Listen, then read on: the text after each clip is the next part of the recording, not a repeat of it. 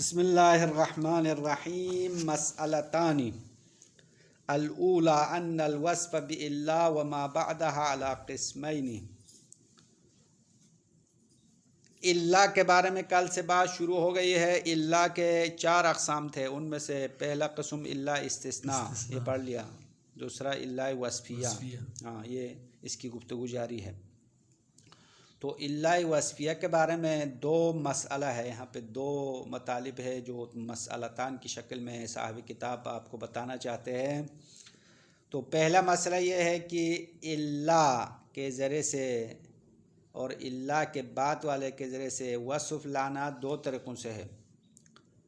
اللہ اور اللہ کے مابعد کے ساتھ وصف لانے کے 2 انداز ہے، 2 طریقے ہیں۔ ایک طریقہ یہ ہے کہ اللہ کے بعد والا اللہ سے پہلے کے ساتھ مطابقت ہے، مفرد ہونے میں، تثنیہ ہونے میں، جمع ہونے میں، یعنی اللہ اپنے موصوف کے ساتھ مطابق ہونے والی صورت ہے۔ اس صورت میں وصف مخصص کہلائے گا۔ اس صفت کا نام صفت مخصص ہے، اس صفت کے ذریعے سے موصوف کو تخصیص دیتے ہیں۔ یہ ایک صورت ہے۔ دوسری صورت یہ ہے کہ اللہ کے بعد والا اللہ سے پہلے والے موصوف کے ساتھ مخالف ہے، مفرد تثنیہ جمع میں مختلف ہے، تو اس وصف کو وصف مؤکد کہلاتے ہیں، تاکید والے وصف کہلاتے ہیں۔ دونوں کی مثال عبارت میں آنے والی ہے۔ یہ پہلا مسئلہ ہے، مسئلہ اول ختم ہو گیا۔ مسئلہ اول میں یہ بتایا کہ اللہ کے بعد والا اسم اپنے پہلے سے مطابق ہونا اور نہ ہونا، یہ 2 صورتیں اللہ کے وصف کے بارے میں۔ دوسرا مسئلہ، اللہ جب وصف کے لیے ہو تو غیر کے معنی میں آتا ہے، کہا اما خود اللہ اور غیر میں 2 لحاظ سے فرق ہے۔ اللہ وصف ہو تو غیر کے معنی میں تو آئے گا، لیکن خود غیر اور اللہ وصفیہ میں 2 فرق ہے یا 2 اختلاف ہے۔ پہلا اختلاف یہ ہے کہ اللہ کے جو موصوف ہے اس کو حذف کرنا جائز نہیں ہے، اما غیر کے موصوف کو حذف کرنا جائز ہے۔ یہ پہلا فرق ہو گیا۔ دوسرا فرق یہ ہے کہ اللہ کے ذریعے سے وصف نہیں لا سکتے ہم مگر جہاں پہ استثناء لانا صحیح ہو، یعنی جہاں پہ اللہ استثناء استعمال کرنا درست ہو تو اللہ کے ذریعے سے وصف لایا جائے گا۔ اگر اللہ استثناء صحیح نہ ہو تو وصف لانا بھی صحیح نہیں ہوگا۔ یہ پہلے علماء نے کہا۔ پھر بعض علماء نے اشکال کیا، بھائی کل کے بحث میں آپ نے بتایا تھا لو کان فیہما آلہۃ الا اللہ لفسدتا میں اللہ استثناء لینا جائز نہیں ہو گیا، اس لیے وصف لیا تھا۔ تو یہ بات آپ کے آج والے بات سے مختلف ہو رہا ہے، متضاد ہو رہا ہے، کیونکہ آج تو آپ نے بتایا اللہ وصف تب ہوگا جہاں پہ اللہ استثناء صحیح ہو، تو لو کان فیہما آلہۃ الا اللہ لفسدتا میں اللہ استثناء لینا صحیح نہیں تھا، اس لیے ہم نے مجبوراً وصف لیا تھا۔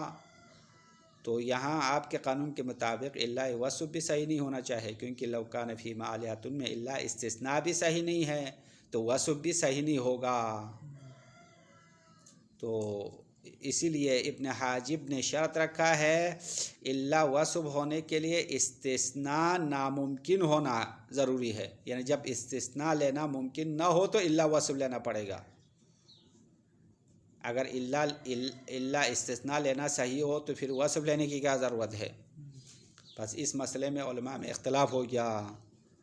اکثر نحویین نے کہا اللہ وصف لینا تب صحیح ہے جہاں پہ استثناء لینا درست ہو، اما ابن حاجب اور کچھ علماء نے اس بات پر اعتراض کیا، انہوں نے برعکس کہا جب اللہ استثناء لینا ممکن نہ ہو تو اللہ وصفیہ لینا، وعلیکم السلام، اللہ وصفیہ لینا درست ہوگا۔ یہاں تک اللہ وصفیہ کی ساری باتیں مکمل ہو گئی۔ اس کے بعد اللہ کا تیسرا قسم اللہ عاطفہ ہے۔ اللہ حرف عطف ہونے کی صورت میں اللہ واو عاطفہ کی طرح ہوگا، معطوف معطوف علیہ کے ساتھ لفظ اور معنی دونوں میں شریک ہوگا، کیونکہ عطف کا معنی یہ ہے کہ معطوف معطوف علیہ کو حکم میں شریک کرنا۔ اب اس کے لیے قرآن کی ایک آیت مثال دی ہے الا عاطفہ کے لیے، اور وہ آیت جو ہے شرح میں ہم بتائیں گے۔ الرابع، چوتھا قسم الا زائدہ ہے۔ بس الا کے سارے اقسام آج مکمل کریں گے، یہ آسان ہے۔ الا کا چوتھا قسم الا زائدہ ہے۔ اس کے لیے شاعر کا قول مثال دیا۔ آخر میں تنبیہن میں ایک چھوٹا نقطہ آپ کو یہ بتا رہا ہے کہ الا جہاں پہ کہیں پہ بھی ہو، الا کے 4 اقسام جو آپ نے پڑھا ہے وہ نہیں ہے، بلکہ الا ایک اور صورت بھی ہو سکتی ہے جو قرآن کی آیت میں آیا ہے، وہ ان اور لا سے مل کر بنا ہوا ہے۔ ان لا، ان شرطیہ اور لا نافیہ سے مل کر بھی الا بنتا ہے۔ تو الا پہلے 4 اقسام آپ نے پڑھ لیا ہے، وہ تو ہے اپنی جگہ پر، وہ تو شروع ہی سے الا ہے۔ اما الا کی ایک صورت یہ بنتی ہے کہ ان اور لا سے ملا کے الا بناتے ہیں، کیونکہ ان نون ہے نا، نون اور لام قریب المخرج ہے، تو نون کو لام میں تبدیل کرتے ہیں اور لام میں ادغام کر کے الا بناتے ہیں، تو وہ بھی الا کی ایک صورت بن جائے گی، اور وہ بھی آپ ذہن میں رکھنا پڑے گا، معنی کے لحاظ سے فرق آئے گا، ان لا بن جائے گا، ان شرطیہ اور لا نافیہ۔ بس یہ الا کی مکمل بحث پوری ہو گئی۔ اب عبارت ترجمہ دیکھ لو۔ مسئلتان، 2 مسئلہ موجود ہے یہاں پہ۔ الاولا، پہلا مسئلہ، ان الوصف بالا وما بعدها على قسمین، الا اور اس کے بعد والے کے ذریعے سے صفت لانا 2 قسم ہے یا 2 طریقے ہیں۔ احدہما، ان میں سے پہلا، ایطابق ما بعد الا موصوفها فی الافراد او غیرہ، پہلا طریقہ یہ ہے کہ الا کے بعد والے اپنے موصوف کے ساتھ مفرد اور غیر مفرد میں مطابق ہے۔ وصف اپنے موصوف کے ساتھ مطابق ہے تو فالوصف مخصص، اس صورت میں وصف مخصص ہے، تخصیص دینے والا وصف شمار ہوگا، موصوف کو مقید کرے گا، اس کو خاص کر لے گا۔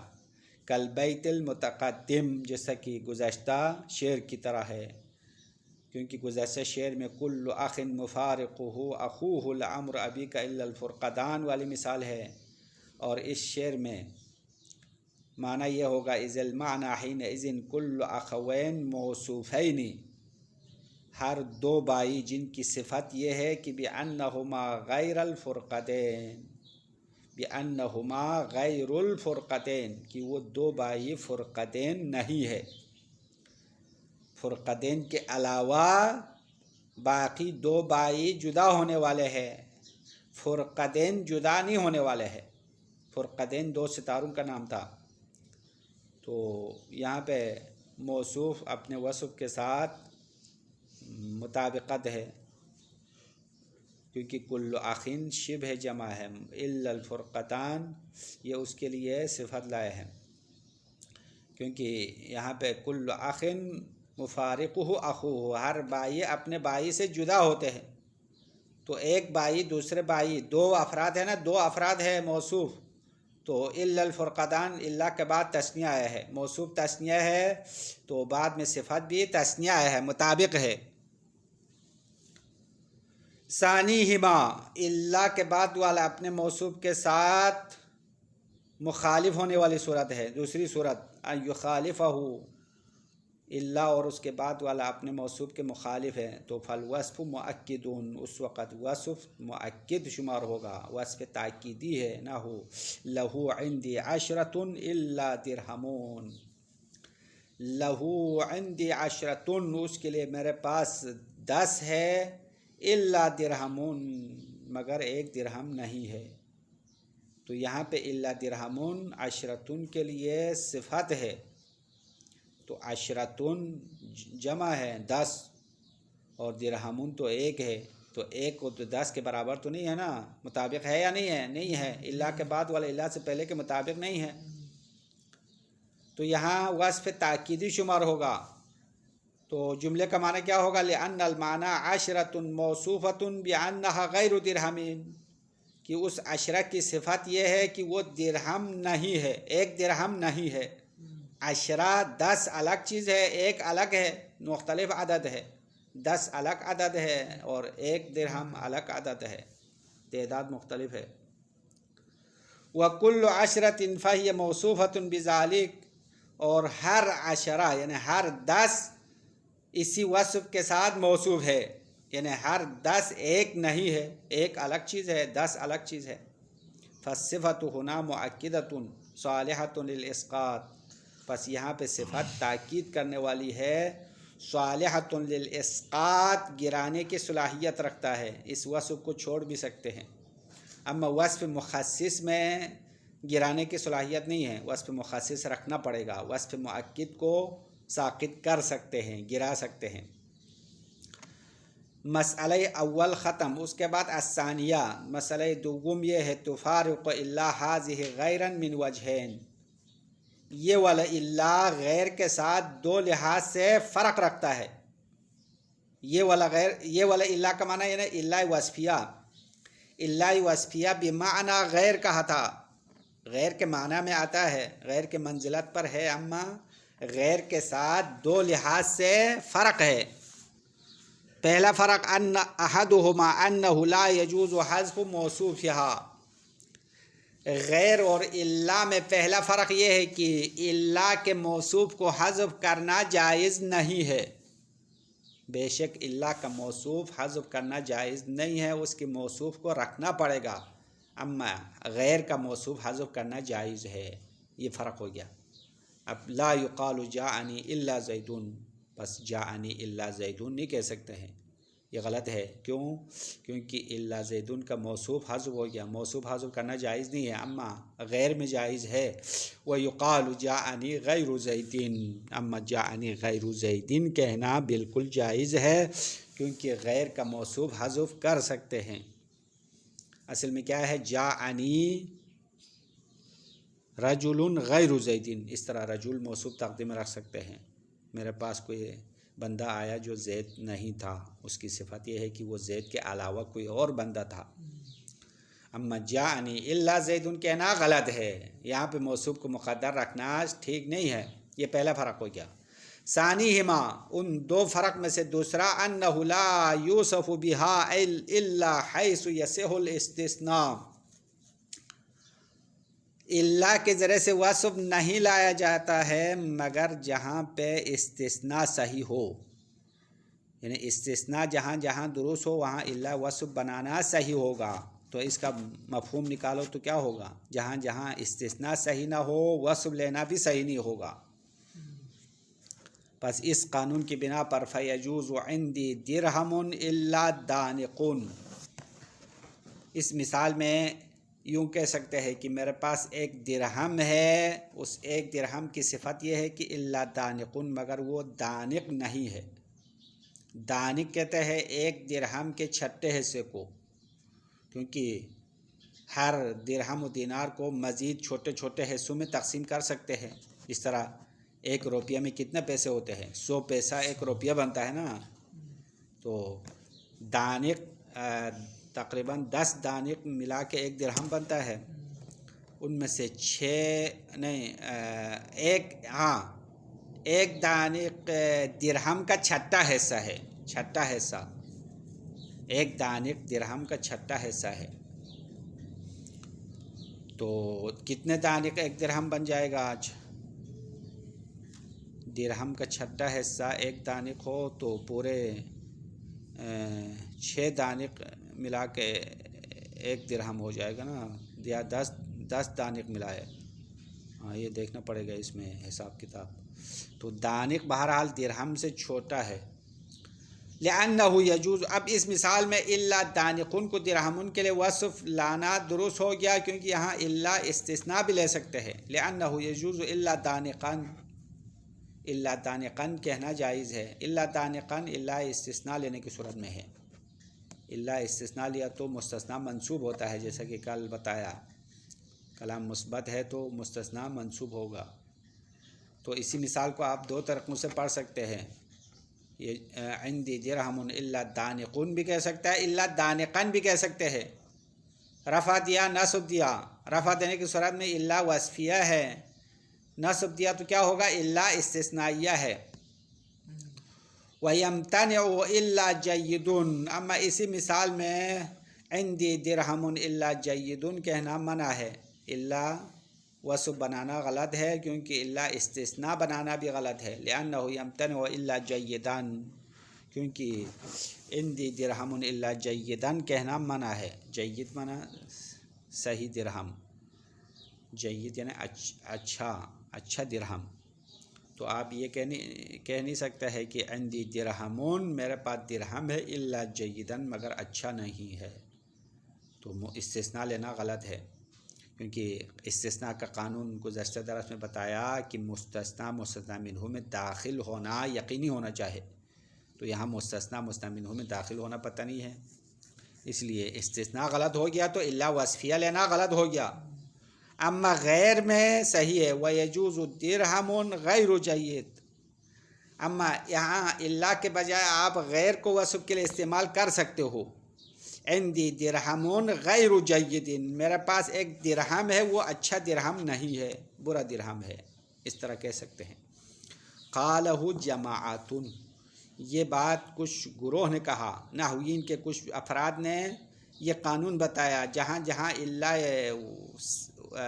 استثناء لینا صحیح ہو، جہاں جہاں الا استثناء لینا درست ہو تو وصفیہ لے سکتے ہیں، جہاں الا استثناء لینا درست نہ ہو تو وصفیہ نہیں لے سکتا۔ اما اس بات پر بڑا اعتراض ہے قرآن کی آیت کی روشنی میں، وقد يقال انه مخالف لقولهم في لو كان فيهما آلهة الا الله لفسدتا، اور کبھی یہ کہا جاتا ہے کہ نحویین کا یہ قول قرآن کی آیت کے مضمون کے خلاف ہے، کیونکہ قرآن کی آیت میں الا استثناء لینا غلط ہو گیا تو وصف لیا، تو آپ لوگوں کے قانون کے مطابق الا اللہ لفسدا میں الا استثناء لینا جب غلط ہوا تو وصف بھی نہیں لینا چاہیے، کیونکہ قانون اوپر بتایا نا، جہاں جہاں استثناء لینا صحیح ہو وہاں وصف لینا صحیح ہے کہا، تو اس کا مفہوم کیا نکلتا ہے؟ جہاں استثناء غلط ہو تو وصف بھی غلط ہو جائے گا۔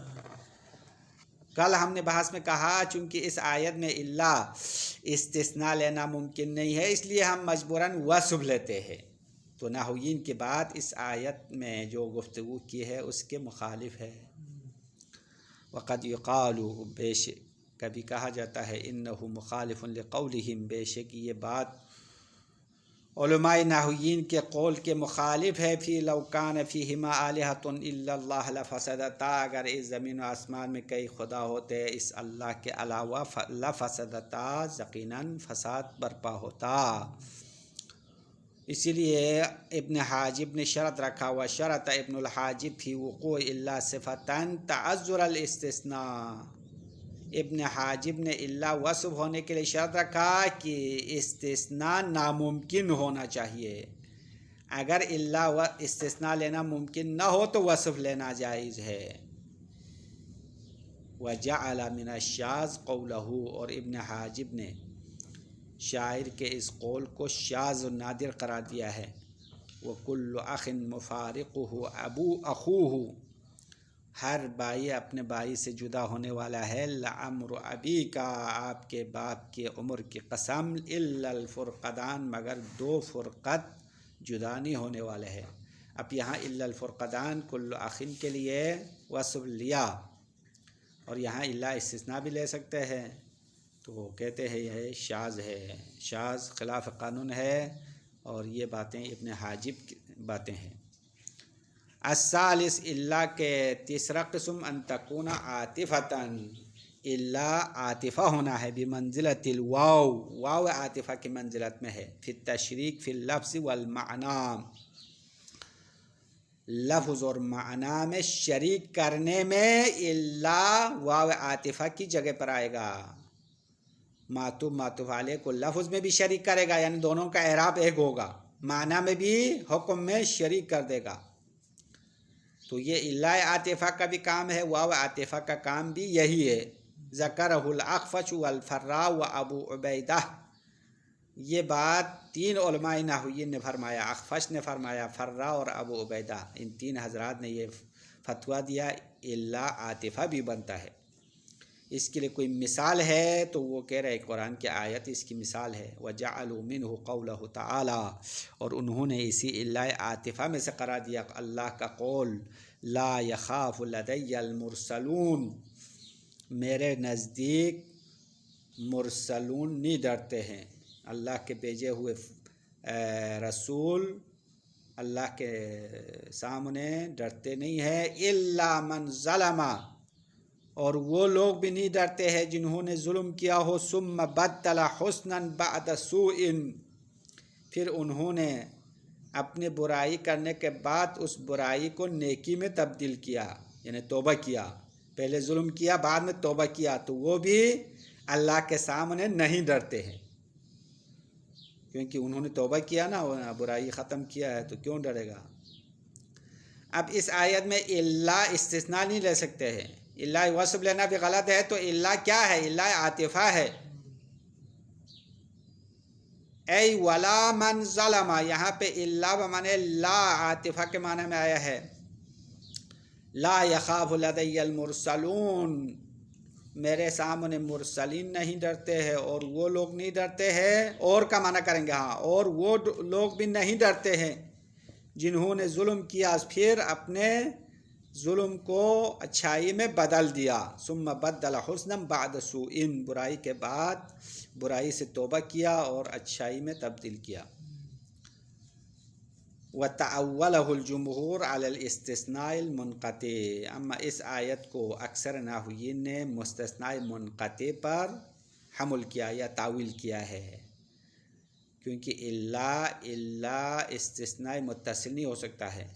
استثناء منقطع اور متصل کا فرق تو آپ کو پتہ ہوگا نا، استثناء متصل میں یہ ہوتا ہے کہ مستثنی مستثنی منہ میں حقیقتاً داخل ہوتا ہے، حکماً نکالتے ہیں، اس کو مستثنی متصل کہتے ہیں، جیسے کہ جاءنی القوم الا زیدن میں میرے پاس قوم آئی فقط زید نہیں آیا، تو زید قوم سے تو نہیں نکالا بلکہ حکم آنے میں نکالا ہے، مستثنی مستثنی منہ میں حقیقتاً داخل ہے اما آنے کے حکم میں نکالا ہے۔ اور مستثنی منقطع اس استثناء کو کہتے ہیں جہاں پہ مستثنی مستثنی منہ میں حقیقتاً داخل نہیں ہے، جیسے کہ جاءنی القوم الا حمارا والی مثال دیتے تھے پہلے ہدایہ عوامل وغیرہ میں، تو حمار قوم میں شامل ہے کیا؟ قوم کا ایک فرد تو نہیں ہے نا، حمار گدھا بھی قوم کا ایک فرد تو شامل نہیں ہو سکتا ہے، اما وہ استثناء بنا دیا، ایسے استثناء کو کہتا ہے استثناء منقطع۔ تو اس آیت میں بھی اکثر نحویین کہتے ہیں اللہ استثناء ہے اما استثناء منقطع ہے، کیونکہ من ظلم ثم بدل حسنا بعد سوء، جو لوگ پہلے ظلم کرتے ہیں بعد میں توبہ کرتے ہیں، وہ مرسلون میں حقیقتاً شامل نہیں ہیں۔ وہ رسول ایسا ہو سکتا ہے جو پہلے گناہ کرے بعد میں توبہ کرے؟ نہیں، یہ رسول تو نہیں ہو سکتے، رسول سے جدا لوگ ہیں۔ اللہ کے ذریعے سے استثناء کیا تو استثناء منقطع شمار ہوگا، جاءنی القوم الا حمارا کی طرح ہو جائے گی۔ بس اکثر نحویین اللہ عاطفہ کو نہیں مانتے ہیں، تو اس آیت کو انہوں نے تعویل کیا، اللہ استثناء کے لیے ہے، اما اللہ کون سا اللہ استثناء ہے؟ منقطع والا، بس یہ بات ختم ہو گئی۔ الرابع، اللہ کا آخری قسم، ان تکون زائدتاً، اللہ زائدہ ہے، قالہ الاسمعی و ابن جنی، اللہ زائدہ کے بارے میں اسمعی اور ابن جنی نے کہا، وحمل علیہ ابن مالک قول الشاعر، اور اسی اللہ زائدہ پر ابن مالک نے شاعر کا قول حمل کیا ہے، یعنی شاعر کے قول میں اللہ کو زائدہ قرار دیا۔ شاعر نے فرمایا ارى الدہر الا من جنونا باہلہ وما صاحب الحاجات الا معذبا، شاعر فرما رہا ہے کہ ارى الدہر، میں نے زمانے کو دیکھا، من جنونا باہلہ، جو اپنے اہل کے ساتھ چکر کاٹ رہا ہے، گھوم رہا ہے، وما صاحب الحاجات الا معذبا، اور کوئی حاجت والے نہیں ہے مگر معذبا، جن کو عذاب دیا جاتا ہے، جن کو اذیت دی جاتی ہے۔ تو اس شعر میں الا من جنون والا اللہ ہے نا، یہ اللہ زائدہ ہے، یہ اللہ پہلے جو اللہ کے اقسام ہے ان میں سے کوئی نہیں ہو سکتا۔ اگر اللہ استثناء ہو یا اللہ وصفیہ ہو تو اس کے اپنے شرائط ہے، اگر اللہ استثناء ہو تو اس سے پہلے نفی ہونا چاہیے، یہاں پہ تو نفی نہیں ہے، ارى الدہر جملے مثبت ہے۔ اما صاحب کتاب کہہ رہے کہ اس شعر کو دو طریقوں سے روایت کی گئی ہے، ایک ما مد دہرو، ارا کے بجائے ما لایا ہے، ما نافیہ کے ساتھ آیا ہے تو الا استثناء والا ہوگا۔ وَإِنَّمَا الْمَحْفُوظ وَمَدْ دَہْرُ، اما جو کتابوں میں اس شعر کے بارے میں عبارت محفوظ ہے وہ مد دہرو آیا ہے، ما نافیہ کے ساتھ آیا ہے۔ پھر اس کے بعد صاحب کتاب کہہ رہے ثم ان ثبتت روایتہ، پھر اگر ابن مالک والی روایت ثابت ہو یعنی ارا تو اس کو بھی تاویل کر سکتے ہیں۔ فتتخرج علی ان ارا جواب لقسم مقدرین، تو اس کو تاویل کیا جائے گا، فتتخرج مجہول پڑھو، یعنی اس شعر کو تاویل کیا جا سکتا ہے کہ یہ ارا قسم مقدر کے لیے جواب ہے۔ اصل میں کیا ہے؟ قسم ہے، واللہ ارى الدہر ہے، یعنی قسم پہلے تقدیم میں رکھا ہے۔